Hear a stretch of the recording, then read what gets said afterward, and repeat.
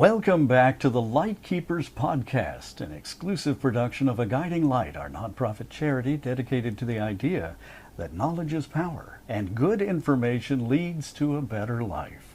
I'm Clayton Vandiver, your Lightkeeper, with my co-host, as always, Charlene, our licensed clinical social worker who is certified in the state of Florida. And this show is dedicated to everyone who wants to get the most quality out of life that they can. Join us for the conversation this week about hurricane preparedness and so much more on this edition of the Lightkeepers Podcast.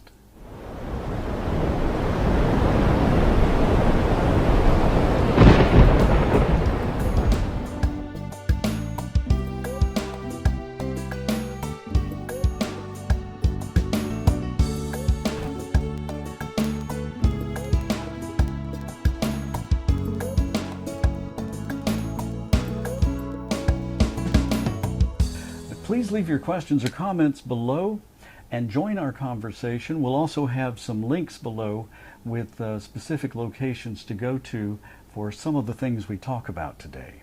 Questions are answered during our next show online each Wednesday evening at 7 p.m. Eastern. The Lightkeepers Podcast is an exclusive production of A Guiding Light Incorporated. And another document that we have, this first one, as I said, was from the Florida Department of Emergency Management.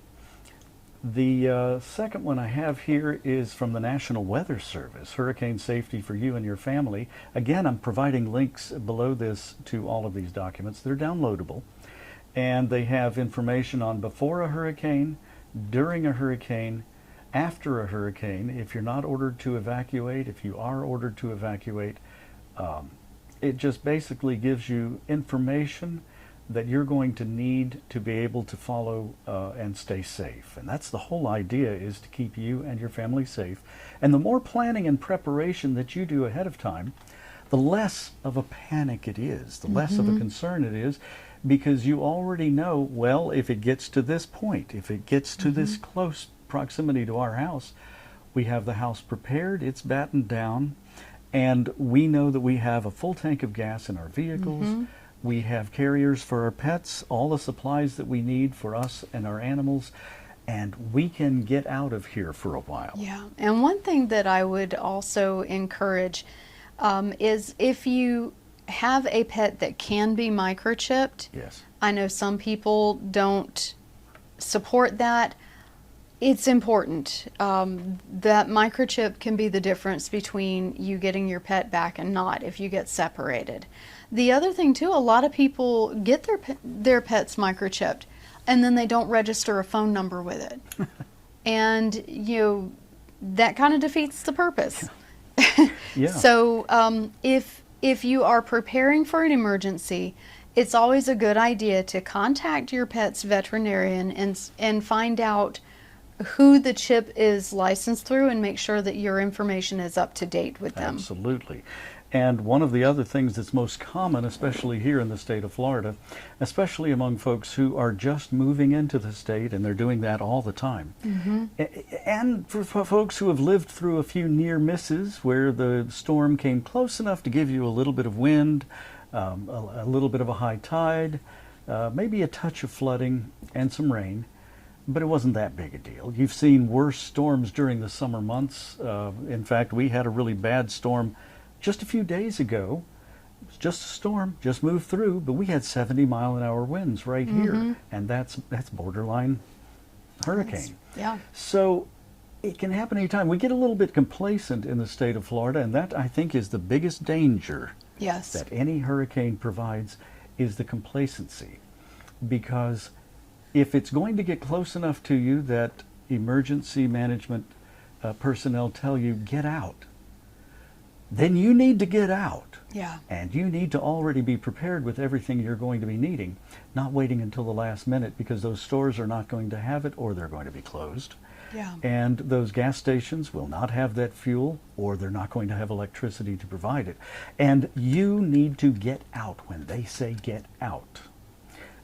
Err on the side of safety, because your family, your pets, all of you need to stay safe in a storm. I've lived through hurricanes in the state of Florida all the way back to Dora in 1964, when I was a very young child, and I will never forget how much of an adventure that was in a roughly 60, 70-year-old 2.5-story all-wood creaking structure that was built around the turn of the century, about 1900. And it was leaking a lot by the time that hurricane got past us. There was between 8 and 10 feet of water standing in front of my house. And the house had a slope. It had a high stair area coming up to the porch. And the water did not come up to the porch.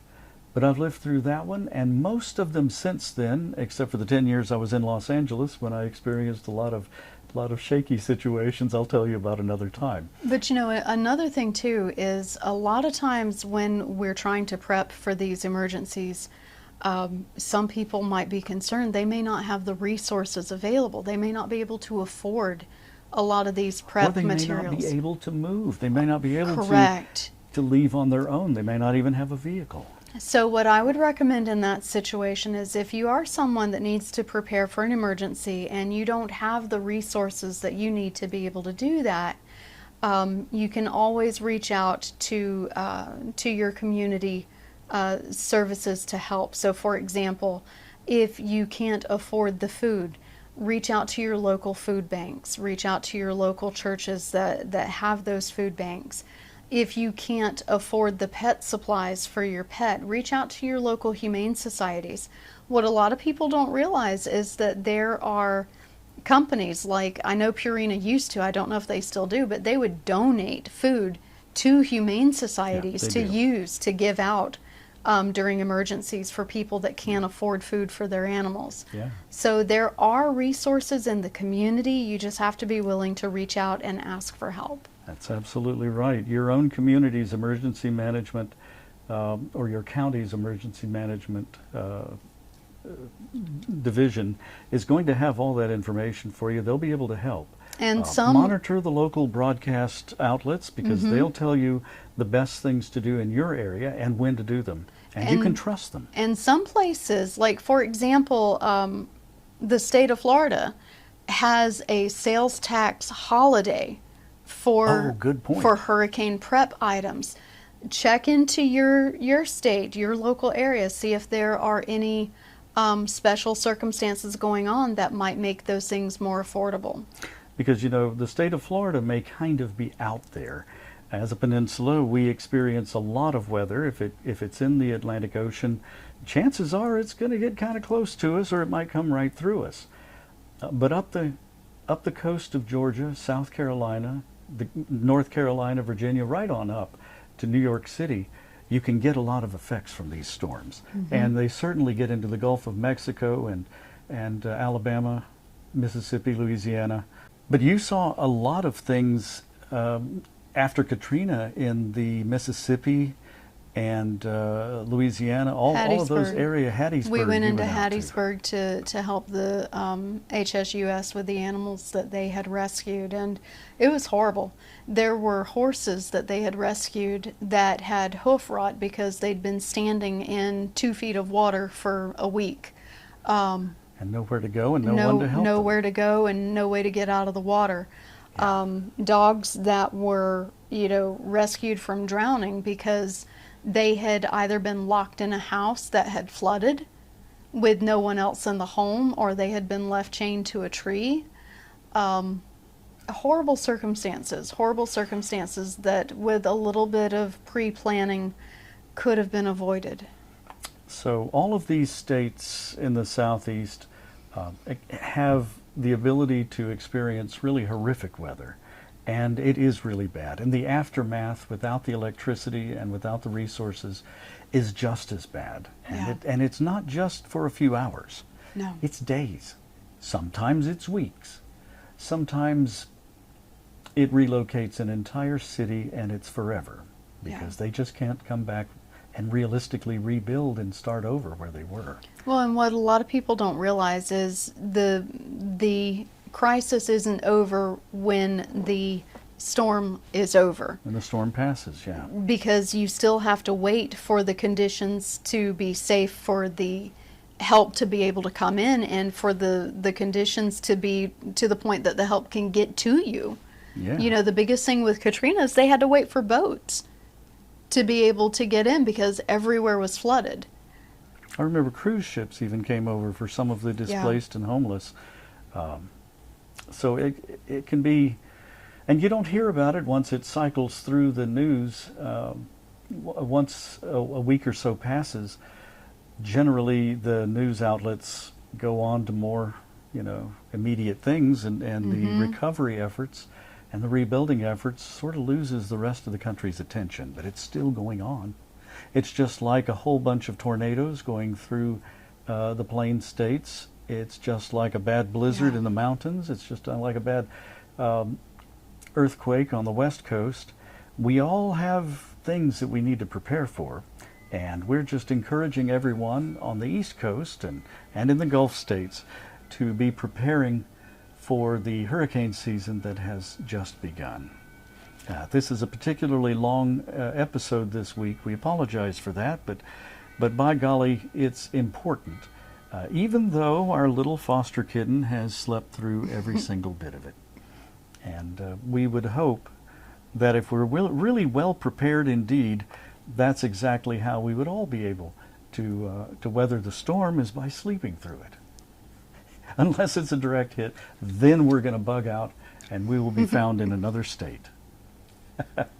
So this is all a highly personal choice. No conversation that we have on the Lightkeepers podcast should ever take the place of your own medical team or other professional advisor or FEMA or your local emergency management division, who should always be consulted on your specific situational needs. We all need good information to make the very best informed decisions and live life on our own terms. This conversation is to start you thinking, because most people are not prepared at all. They're complacent about hurricanes. Some are very well prepared indeed. From joining us here on the Lightkeepers Podcast every Wednesday evening at 7 p.m. Eastern. The Lightkeepers Podcast is an exclusive production of Vanimation Studios and A Guiding Light, and is found on all audio RSS podcast feeds and also on YouTube. Visit the website at aguidinglight.org, or to make a tax-deductible contribution, send your check to the address that's right below us here on this screen. And speaking of that, hit the like and subscribe buttons. That's free, so you'll catch every single episode. And if you want to foster a kitten for your local humane shelter, it definitely is a rewarding experience. We highly recommend it. I'm Clayton Vandiver, your Lightkeeper. We'll see you next time.